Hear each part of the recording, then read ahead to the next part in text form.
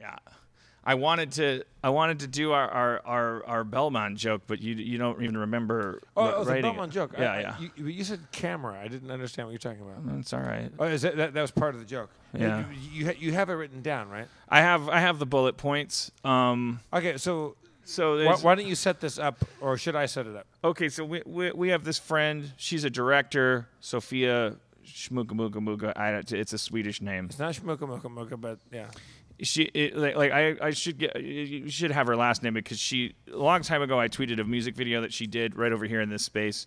She does stop motion stuff. She's done a couple music videos at Starburns now. Very, very talented director. She's from Sweden. She's here on some kind of visa or whatever. And maybe if you're a fan of Cody's Instagram, you've seen her teaching Cody how to say various filthy things in Swedish. What I do have, Dan, is the Wikipedia Bellman joke. Right. So we were talking about jokes. Somehow it came up. She said there's this tradition in Sweden. It's called the Bellman joke.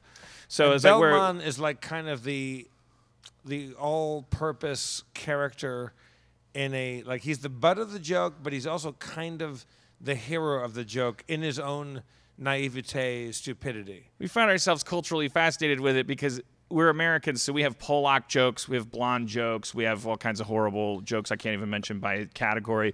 But we don't have American jokes where we're cast as either the wise guy on a ship of fools or there's some jokes where it's you're trying to pump yourself up, like a redneck and a Yankee go into a place and the redneck just does this and he's a simple working man yay. The first paragraph in the Wikipedia for Bellman joke is the Bellman joke is a type of simple joke popular among Swedish school children, always including a person named Bellman as the main character. And very often, do they have an example in there?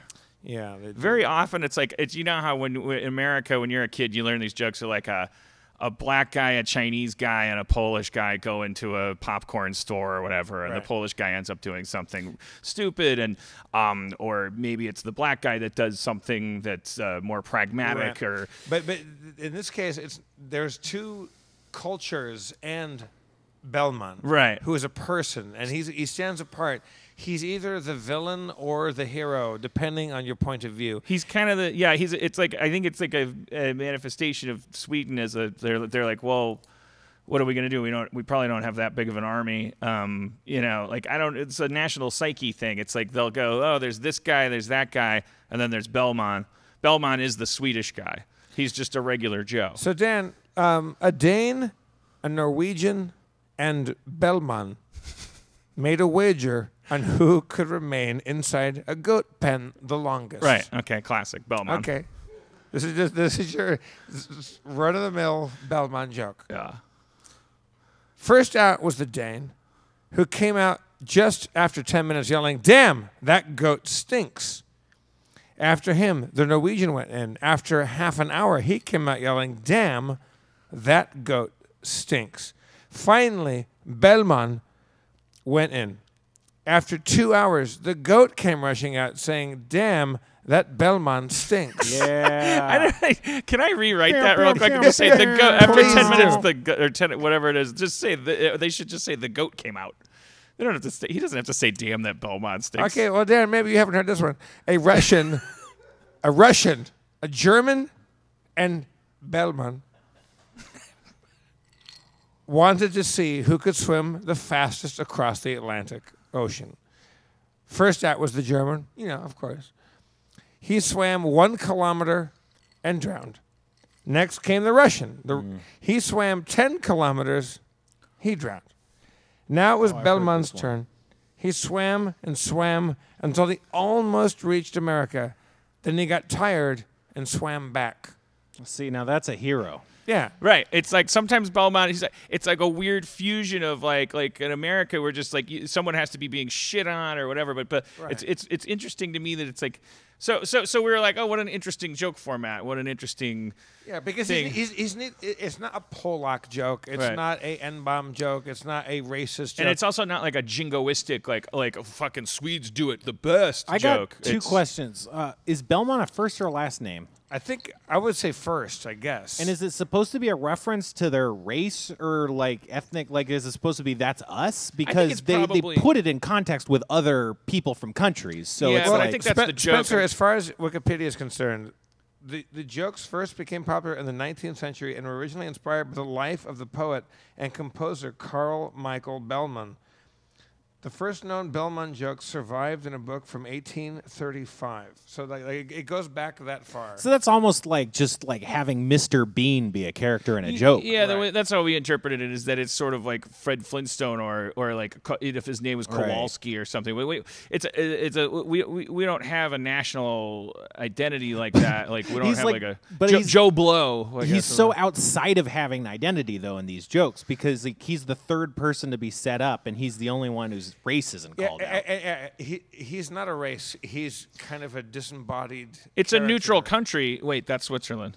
Like isn't it like a it is, but isn't it sort of like there? You're Swedish and you. I think that's part of it, though, as you'll I see think it in the might be. Bellman joke that we wrote. Oh shit! Thank you. We took a half hour and we wrote Well, no, a Bellman let's joke. be honest. It took us nearly an hour, 45 minutes. Okay. I'm gonna see if I can at come least. up with a Belmont joke. All right. Well, Oh, Spencer, can you riff a Bellman? Like, do you already think that you have a handle on that premise? So No, well that you I'll can do need it? a half hour to nearly an hour. I think. okay. Well, it should take me about that time to tell ours because I'm not that good at telling jokes. But I wrote down the bullet points. Jeff and I took like an hour. So we wanted to see, could we make our friend Sofia, the Swede, laugh with a Bellman joke? With a proper Swedish Bellman joke. So here's what we did. And take it or leave it. But I think I think we fucking nailed I it. think we fucking did it. I'm really proud of it. And she laughed. So She laughed. That's some sort of reaction. We told it. I got to the punchline, and she went. It was like kind of like she went over like a pothole. She couldn't believe that we updated and contemporized fucking Bellman jokes. Okay, so you know my history with telling jokes, but this is like an evil Knievel feat here. Now, this is where we might run into trouble. You have it written down. I do. I have my bullet points. Okay. Bullet points. You don't have it written down. I have it bullet points. Okay. So a good joke is somewhat riffed. Well, Is that? Is Okay. that All right, guys. Come on. Give me I feel like a real Bellman right now.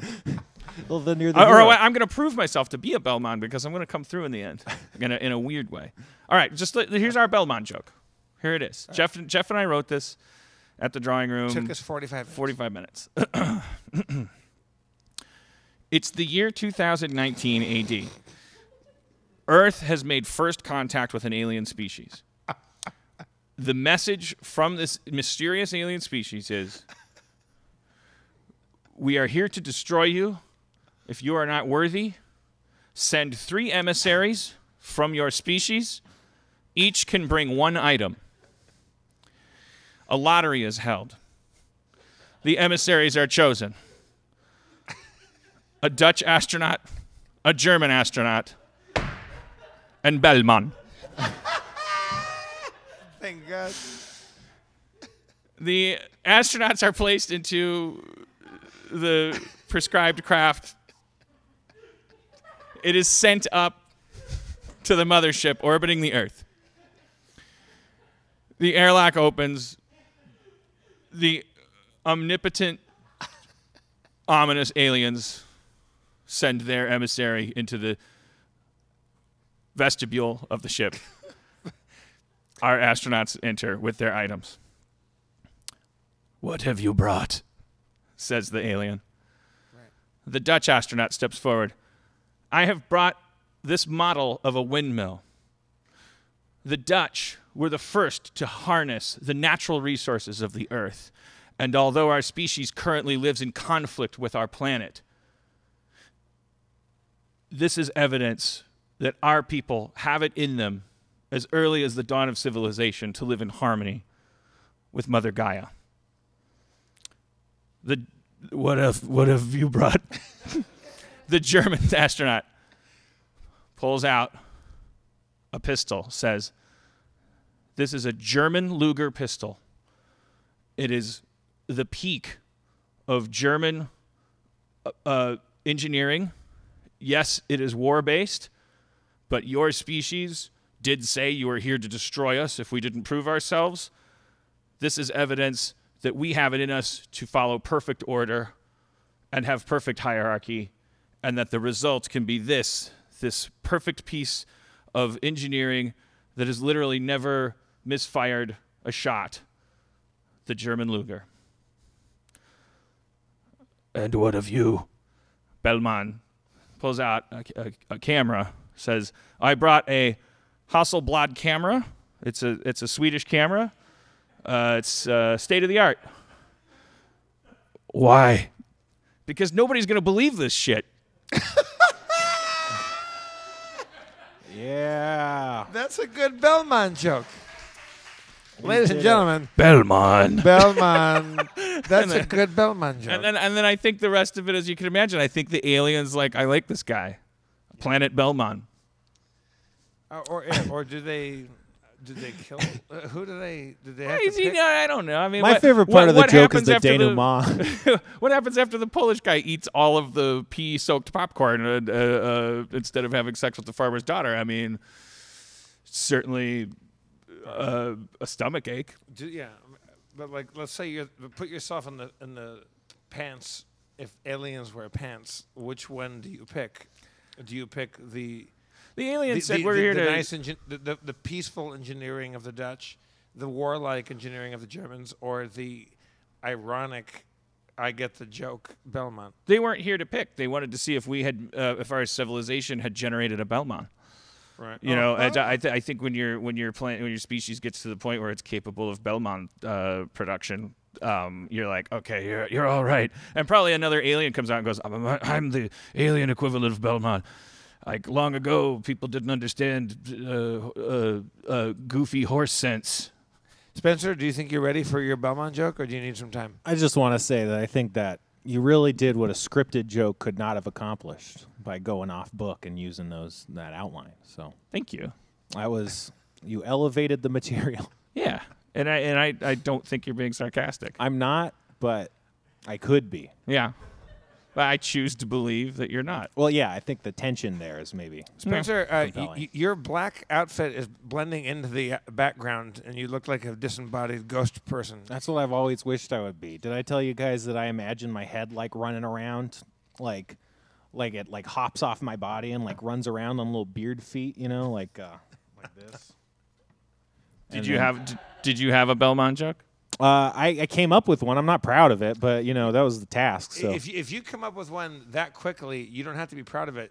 You can be proud that you came up with a Bellman joke that quickly. Okay. Lay it on. Well, then I am. All right. So an elf, a dwarf, and Bellman are outside of a dungeon. Sorry. I became hysterical. They're outside of what? A dungeon. Okay. And the elf goes I'm going to get that treasure, and goes in there, and then 5 minutes later comes back out, and he's like, Jesus Christ, there's no trees. It's claustrophobic in there. I can't hack it. And the dwarf's like, ha ha, fucking elves. And then the dwarf goes in there, and then he comes out. He's all scratched up and bloody, and he's like, this place is full of orcs, man. I'm not going back. There's no way the treasure's worth that. And then Bellman's like, I got this, you guys. And then he comes back 2 hours later, and he's just fine. And everyone's like, what happened? He's like, you guys were totally right, man. There was the place was terrible. There was just a bunch of dusty coins and stuff. You see? Because he got the treasure, but he didn't care for it. Right. Oh, he didn't care. He didn't like the treasure. Because the Bellman has a different standard. Right. Yeah. That's fucking great, Spencer. No, it's not great. It's certainly, it passes the test of being a Bellman joke on some level, I think. It's not great. One tweak would be, I think, if each of them were specified as coming out empty-handed, so that way when Bellman comes out empty-handed, and then he's like, yeah. Yeah. All right. Well, I stuck to the script, and that was my flaw.